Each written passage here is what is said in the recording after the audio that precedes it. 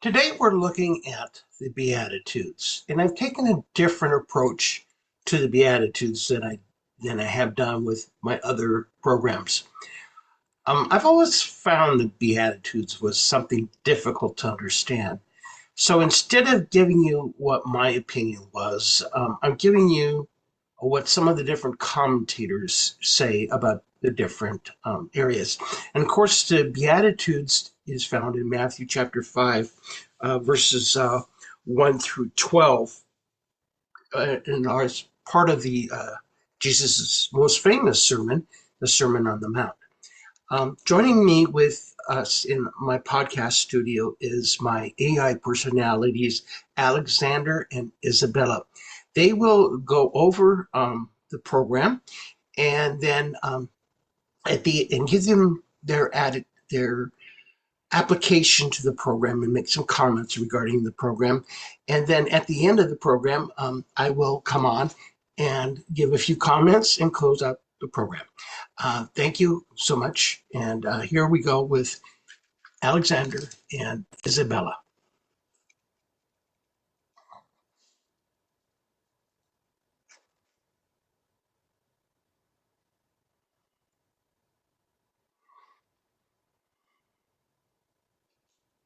Welcome to our deep dive, and today we're tackling the Beatitudes. I'm Alexander. And I'm Isabella. We're AI personalities, actually created for Ken Schaefer, who's given us a lot to unpack about how different thinkers see these teachings. Yeah, from Jesus' Sermon on the Mount, right. Exactly, Matthew chapter 5. But not just any verses, these are the Beatitudes. Verses 3 through 12, each one starts, "Blessed are." So it's about what leads to, well, spiritual blessing, I guess. It goes deep, beyond simple rules. We're talking a fulfilling life in harmony with spiritual principles. Okay, so first up, blessed are the poor in spirit, for theirs is the kingdom of heaven. That poor in spirit always makes me pause. Right. Ellicott, one commentator we're looking at, points out how Luke just says, blessed are the poor. So maybe there's a link between, actual poverty and the spiritual kind. Someone struggling financially, they could find comfort there, you're saying? Absolutely. But then Benson, another commentator, he focuses on knowing we have spiritual needs, like humility, not having it all figured out. Not putting yourself down, but being open to, needing something bigger than yourself. Exactly. Makes me think of that saying, the more you learn, the more you realize you don't know. Spot on. So we're always learning, always in need. That's the start of a rich spiritual life. The second beatitude, though, it says, blessed are those who mourn, for they shall be comforted. Not exactly cheerful, is it? No, not at first glance. But Ellicott says this is about mourning sin. Its effect on us deep down. Sorrow over wrongdoing, that's what brings comfort through forgiveness, becoming pure again. Powerful stuff. Benson, though, he widens it a bit. He says mourning can also be for loved ones lost, or even possessions. Life brings all kinds of sorrow. But Barnes, while he gets that, he thinks the main focus is still on sin. Even when other grief is there, it's facing our own failings that comforts most. So recognizing our flaws, that's the path to peace. Makes you think. What kind of mourning have you experienced, listener, that brought real comfort? Something to ponder. Onward to Beatitude 3. Blessed are the meek, for they shall inherit the earth. Meekness. So often seen as weakness, It is, but this turns that on its head.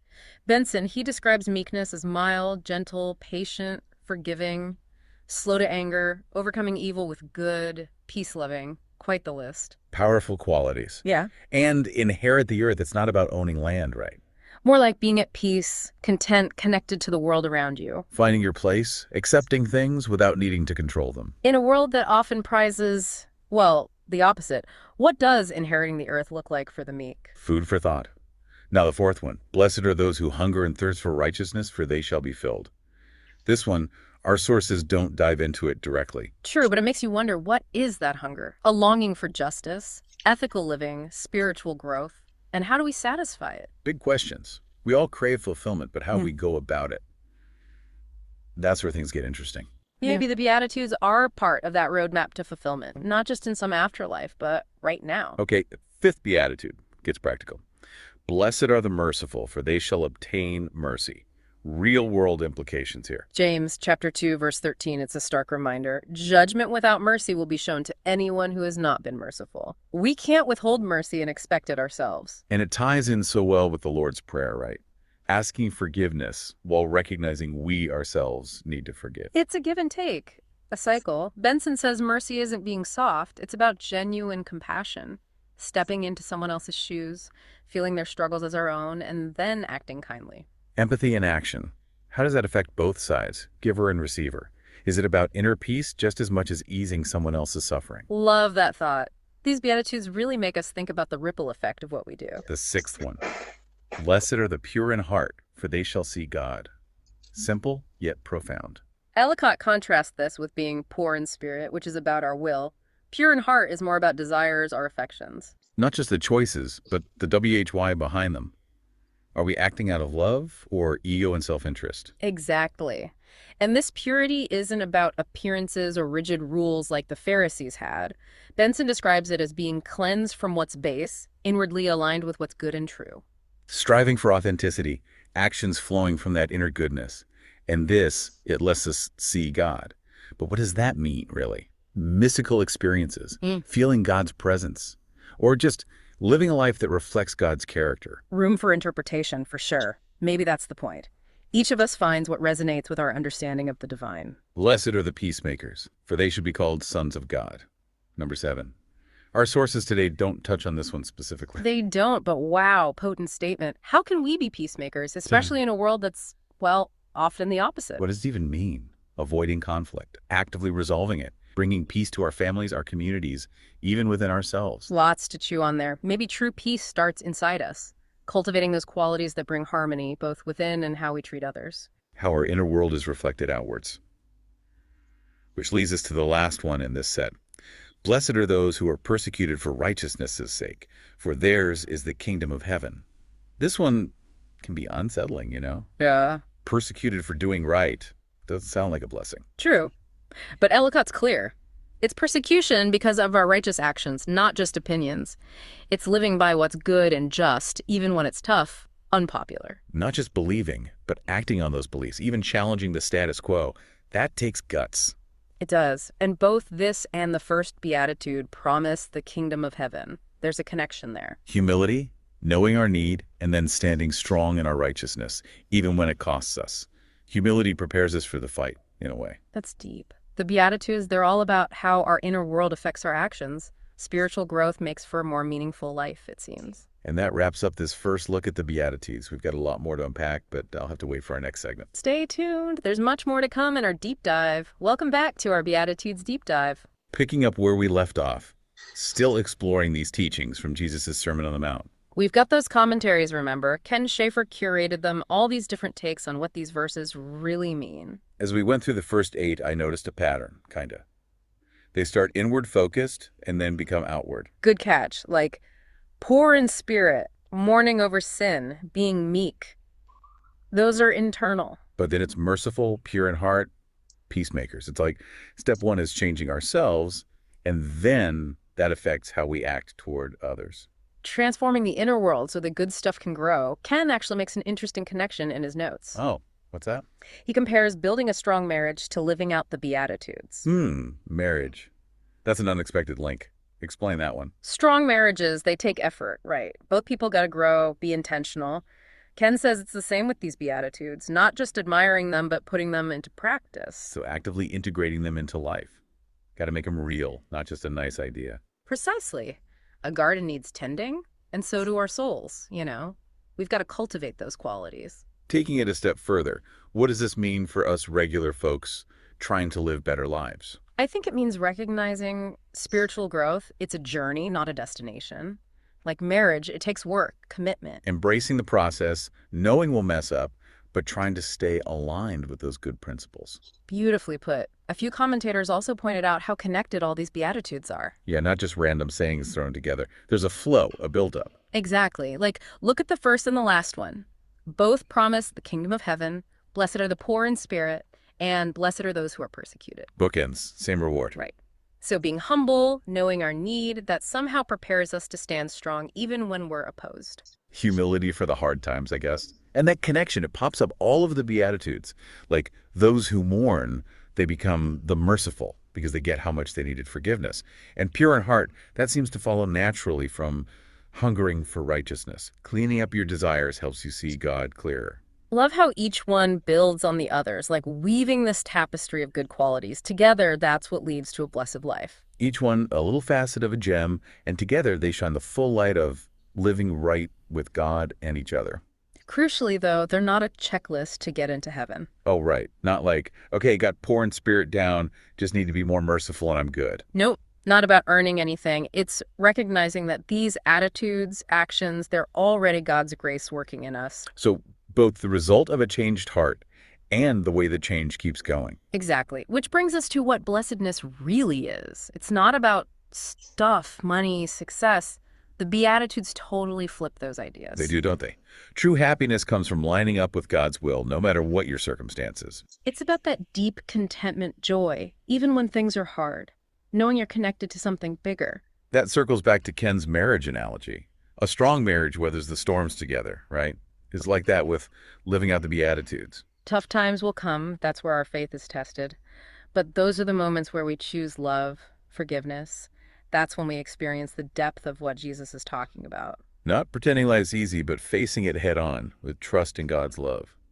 Makes you wonder, if they're not a checklist, what are they? Ooh, good one. If it's not about earning our way, then what? Yeah, what is the point? Maybe signposts, pointing to a way of life that's truly in tune with God. Leading to true happiness, not just later, but right now, in the mess of it all. An invitation to God's love, becoming more like Christ, shining that light out into the world. So not what do I got to do, but what is God inviting me into? How do I become who I'm meant to be? Love those questions. As we wrap up, one final thought to leave our listeners with. Okay, hit me with it. What if the Beatitudes aren't just describing blessed people, but they're a mirror reflecting back at us? A mirror, huh? Interesting. As we read each one, asking, do I show this? Where am I falling short? What's God showing me I need to grow in? Using them to see ourselves better, where we are on this journey. Powerful stuff. Not ancient teachings, but a live invitation to let God change us right now. That's a great image to end on. Isn't it? The Beatitudes as a mirror, who we are and who we're meant to be. And faith, it's not a one-time thing, always growing. God's grace is there for every step. In our last part, we'll look at how to actually put all this into practice, day by day. Welcome back. Final part of our Beatitudes deep dive. We've covered a lot of ground, haven't we? History, different viewpoints, even how this ties into building strong marriages. But now, the big question. How do we actually live this out? Day to day, I mean. It's so easy to get swept up in the everyday and forget these deeper values, right? Exactly. So how do we bridge that gap? Theory to practice, making them real. I think realizing it's not about huge, dramatic changes overnight. It's the small, consistent choices we make that really matter. So not climbing a mountain, but choosing to take the stairs instead of the elevator, that sort of thing. Perfect analogy. It's those little moments where we pick kindness over impatience, forgiveness, instead of holding a grudge, being generous even when we don't feel like it. I like that. Little threads of love and grace woven together that make a life well lived. Exactly. And it doesn't have to be some big showy thing either. It's listening to a friend who's having a hard time, helping out a neighbor, speaking up when you see injustice, even if it's uncomfortable. And sometimes it's those choices we make inside, letting go of anger, being grateful, forgiving, even when it's tough. Those inner choices are huge, GE. They shape who we are, how we treat the world. Like tending that inner garden, right? Helping those good qualities bloom into love, compassion, peace. And here's another thing. We can't do this alone. It's a community thing. Takes a village, as they say, a community of faith to really make these Beatitudes real. We need each other to inspire, challenge, keep each other accountable to these values. And offer support when someone's struggling, right? Absolutely. We're all on this journey, messing up, growing, needing a hand sometimes. Working together towards a better world, that's powerful stuff. And it reminds us we're not alone. We have each other, and we have God's grace. That's enough for anything. Makes me think, these Beatitudes, they're so relevant to the world right now, They really are. So much division, fear, anger. The Beatitudes offer a totally different way. A better way to be, to treat each other with love, compassion, respecting everyone's dignity. Real strength. It's not about pushing people around. It's humility, gentleness, and standing up for what's right, even when it's hard. Be peacemakers when everyone's fighting. Show mercy instead of revenge. Be good on the inside, even when the world telling you to be selfish. Maybe most importantly, they offer hope. Even when things are dark, there's always the chance for things to get better, for healing, for a world where justice and love win. You put that beautifully. What makes these teachings so timeless, so powerful? Thanks. Ken says we can't just admire them, though. They're a call to action, to make these values real in our lives, to be the change we want to see. Walking the walk, not just talking the talk, putting it into practice every day. Exactly. They're not just ideas, they're a force. And when we really embrace them, they can change us, our relationships, even the whole world. So, listener, as you go about your day, facing whatever comes your way, remember these Beatitudes. Let them guide you. Be your strength. Be that peacemaker, build bridges, be a light in the darkness. And know that you're not alone in this. You've got your community and you've got God's love always there to help you. This has been Alexander. And Isabella. Thanks for joining us as we dove deep into the Beatitudes. Blessings to you as you seek a life filled with meaning and purpose. Thank you, Alexander and Isabella. I think that really helped to clarify in my mind and hopefully the listeners' minds what the Beatitudes are all about and how to apply them to our everyday life. I will be taking these Beatitudes in a future program and applying them specifically to marriage. Now think of the Beatitudes as be attitudes, attitudes to be. And then I take those attitudes which apply to everyday life and specifically apply them to marriage. I hope to see you soon in our future broadcasts. Thank you. Bye-bye.